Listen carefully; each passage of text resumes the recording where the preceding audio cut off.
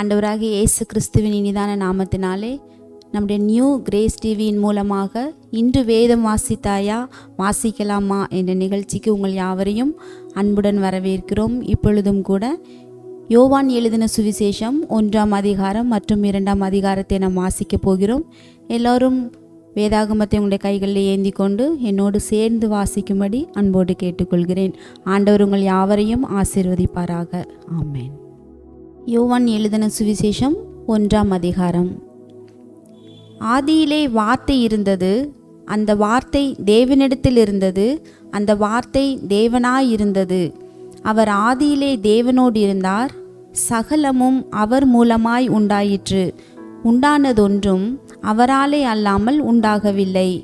அவருக்குள் ஜீவன் இருந்தது, அந்த ஜீவன் மனுஷருக்கு ஒளியாயிருந்தது. அந்த ஒளி இருளிலே பிரகாசிக்கிறது, இருளானது அதை பற்றி கொள்ளவில்லை. தேவனால் அனுப்பப்பட்ட ஒரு மனுஷன் இருந்தான், அவன் பேர் யோவான். அவன் தன்னால் எல்லாரும் விசுவாசிக்கும்படி அந்த ஒளியை குறித்து சாட்சி கொடுக்க சாட்சியாக வந்தான். அவன் அந்த ஒளி அல்ல, அந்த ஒளியை குறித்து சாட்சி கொடுக்க வந்தவனாயிருந்தான். உலகத்திலே வந்து எந்த மனுஷனையும் பிரகாசிப்பிக்கிற ஒளியே அந்த மெய்யான ஒளி. அவர் உலகத்தில் இருந்தார், உலகம் அவர் மூலமாய் உண்டாயிற்று, உலகமோ அவரை அறியவில்லை. அவர் தமக்கு சொந்தமானதிலே வந்தார், அவருக்கு சொந்தமானவர்களோ அவரை ஏற்றுக்கொள்ளவில்லை. அவருடைய நாமத்தின் மேல் விசுவாசம் உள்ளவர்களாய் அவரை ஏற்றுக்கொண்டவர்கள் எத்தனை பேர்களோ அத்தனை பேர்களும் தேவனுடைய பிள்ளைகளாகும்படி அவர்களுக்கு அதிகாரம் கொடுத்தார். அவர்கள் இரத்தத்தினாலாவது மாம்ச சித்தத்தினாலாவது புருஷனுடைய சித்தத்தினாலாவது பிறவாமல் தேவனாலே பிறந்தவர்கள். அந்த வார்த்தை மாம்சமாகி கிருபையினாலும் சத்தியத்தினாலும் நிறைந்தவராய் நமக்குள்ளே வாசம் பண்ணினார். அவருடைய மகிமையை கண்டோம். அது பிதாவுக்கு ஒரே பேரானவருடைய மகிமைக்கு ஏற்ற மகிமையாகவே இருந்தது. யோவான் அவரை குறித்து சாட்சி கொடுத்து, எனக்கு பின்வருகிறவர் எனக்கு முன்னிருந்தவர், ஆகையால் அவர் என்னிலும் மேன்மையுள்ளவர் என்று நான் சொல்லியிருந்தேனே, அவர் இவர்தான் என்று சத்தமிட்டு கூறினான். அவருடைய பரிபூரணத்தினால் நாம் எல்லாரும் கிருபையின் மேல் கிருபை பெற்றோம். எப்படியெனில் நியாயப்பிரமாணம் மோசேயின் மூலமாய் கொடுக்கப்பட்டது, கிருபையும் சத்தியமும் இயேசு கிறிஸ்துவின் மூலமாய் உண்டாயின. தேவனை ஒருவனும் ஒரு காலும் கண்டதில்லை. பிதாவின் மடியில் இருக்கிற ஒரே பேரான குமாரனே அவரை வெளிப்படுத்தினார். எருசலேமிலிருந்து யூதர்கள் ஆசாரியரையும் லேவியரையும் யோவானிடத்தில் அனுப்பி, நீர் யார் என்று கேட்டபொழுது அவன் மறுதலியாமல் அறிக்கையிட்டதும் அன்றி, நான் கிறிஸ்து அல்ல என்று அறிக்கையிட்டான். அப்பொழுது அவர்கள், பின்னே யார், நீர் எலியாவா என்று கேட்டார்கள். அதற்கு, நான் அவன் அல்ல என்றார். நீர் தீர்க்கதரிசியானவரா என்று கேட்டார்கள். அதற்கும் அல்ல என்றான். அவர்கள் பின்னும் அவனை நோக்கி, நீர் யார், எங்களை அனுப்பினவர்களுக்கு நாங்கள் உத்தரவு சொல்லும்படிக்கு உம்மை குறித்து என்ன சொல்லுகிறீர் என்று கேட்டார்கள். அதற்கு அவன், கர்த்தருக்கு வழியை செவ்வை பண்ணுங்கள் என்று ஏசாயா தீர்க்கதரிசி சொன்னபடியே நான் வனாந்திரத்திலே கூப்பிடுகிறவனுடைய சத்தமாயிருக்கிறேன் என்றான். அனுப்பப்பட்டவர்கள் பரிசேயராயிருந்தார்கள். அவர்கள் அவனை நோக்கி, நீர் கிறிஸ்துவும் அல்ல, எலியாவும் அல்ல, தீர்க்கதரிசியானவரும் அல்லவென்றால் ஏன் ஞானஸ்நானம் கொடுக்கிறீர் என்று கேட்டார்கள். யோவான் அவர்களுக்கு பிரதியுத்தரமாக, நான் ஜலத்தினாலே ஞானஸ்நானம் கொடுக்கிறேன். நீங்கள் அறியாதிருக்கிற ஒருவர் உங்கள் நடுவிலே நிற்கிறார். அவர் எனக்கு பின் வந்தும் என்னிலும் மேன்மையுள்ளவர். அவருடைய பாதரட்சையின் வாரை அவிழ்ப்பதற்கும் நான் பாத்திரன் அல்ல என்றான். இவைகள் யோர்தானுக்கு அக்கரையில் யோவான் ஞானஸ்நானம் கொடுத்த பெத்தாபராவிலே நடந்தன. மறுநாளிலே யோவான் இயேசுவை தன்னிடத்தில் வர கண்டு, இதோ உலகத்தின் பாவத்தை சுமந்து தீர்க்கிற தேவ ஆட்டுக்குட்டி, எனக்கு பின் ஒருவர் வருகிறார், அவர் எனக்கு முன்னிருந்தபடியால் என்னிலும் மேன்மையுள்ளவர் என்று நான் சொன்னேனே, அவர் இவர்தான். நானும் இவரை அறியாதிருந்தேன். இவர் இஸ்ரவேலுக்கு வெளிப்படும் பொருட்டாக நான் ஜலத்தினாலே ஞானஸ்தானம் கொடுக்க வந்தேன் என்றான். பின்னும் யோவான் சாட்சியாக சொன்னது, ஆவியானவர் புறாவை போல வானத்திலிருந்து இறங்கி இவர் மேல் தங்கினதை கண்டேன். நானும் இவரை அறியாதிருந்தேன். ஆனாலும் ஜலத்தினால் ஞானஸ்தானம் கொடுக்கும்படி என்னை அனுப்பினவர் ஆவியானவர் இறங்கி யார் மேல் தங்குவதை நீ காண்பாயோ, அவரை பரிசுத்த ஆவியினால் ஞானஸ்தானம் கொடுக்கிறவர் என்று எனக்கு சொல்லியிருந்தார். அந்தபடியே நான் கண்டு இவரே தேவனுடைய குமாரன் என்று சாட்சி கொடுத்து வருகிறேன் என்றார். மறுநாளிலே யோவானும் அவனுடைய சீசரில் 2 பேரும் நிற்கும்போது இயேசு நடந்து போகிறதை அவன் கண்டு, இதோ தேவ ஆட்டுக்குட்டி என்றான். அவன் அப்படி சொன்னதை அவ்விரண்டு சீசரும் கேட்டு இயேசுவுக்கு பின் சென்றார்கள். இயேசு திரும்பி அவர்கள் பின் செல்கிறதைக் கண்டு, என்ன தேடுகிறீர்கள் என்றார். அதற்கு அவர்கள், ரபி, நீர் எங்கே தங்கியிருக்கிறீர் என்று கேட்டார்கள். ரபி என்பதற்கு போதகரே என்று அர்த்தமாம். அவர், வந்து பாருங்கள் என்றார்.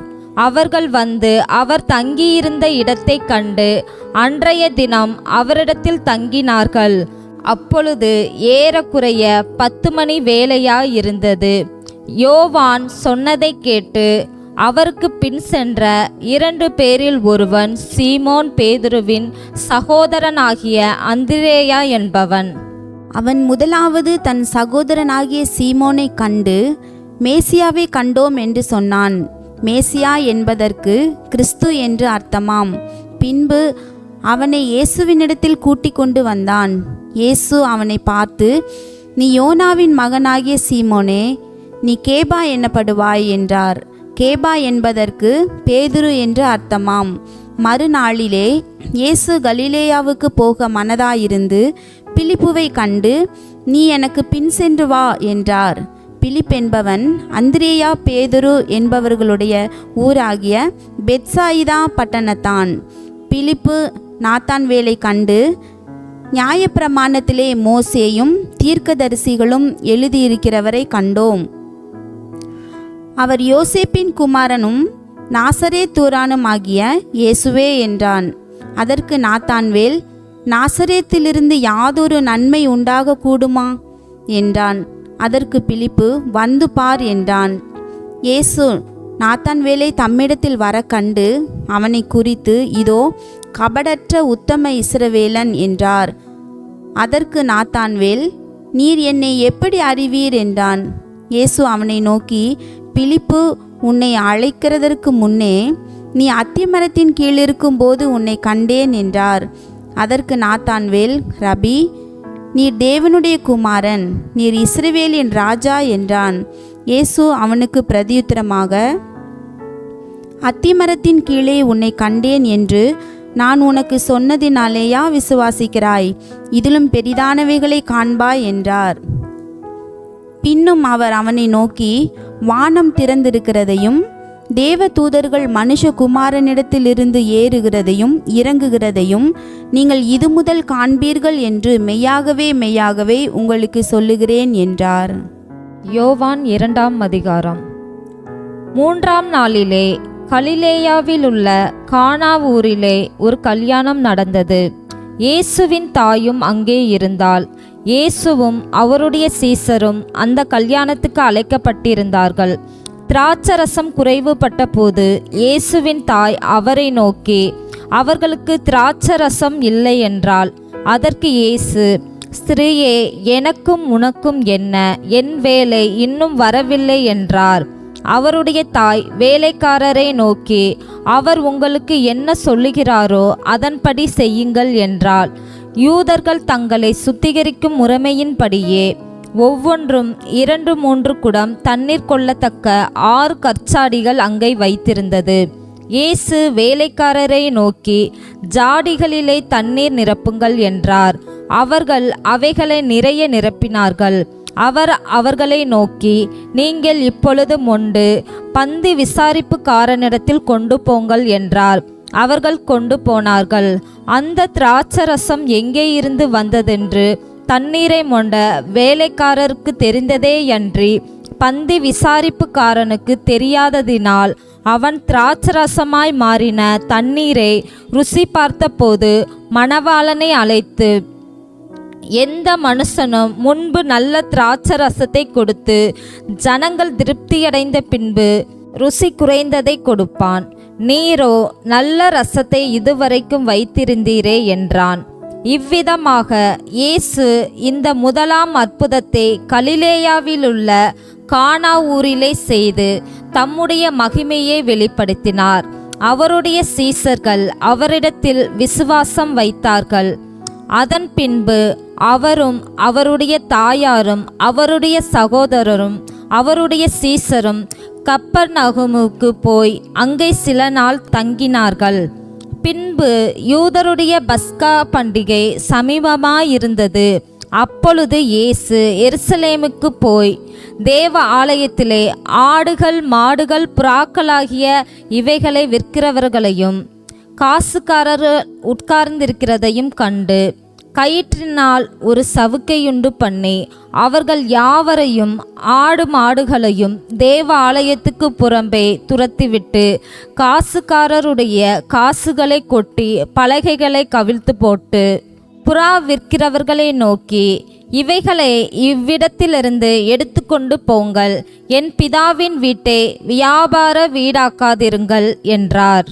அப்பொழுது உம்முடைய வீட்டை குறித்து உண்டான பக்தி வைராக்கியம் என்னை பட்சித்தது என்று எழுதியிருக்கிறதை அவருடைய சீஷர்கள் நினைவு கூர்ந்தார்கள். அப்பொழுது யூதர்கள் அவரை நோக்கி, நீர் இவைகளை செய்கிறீரே, இதற்கு என்ன அடையாளத்தை எங்களுக்கு காண்பிக்கிறீர் என்று கேட்டார்கள்.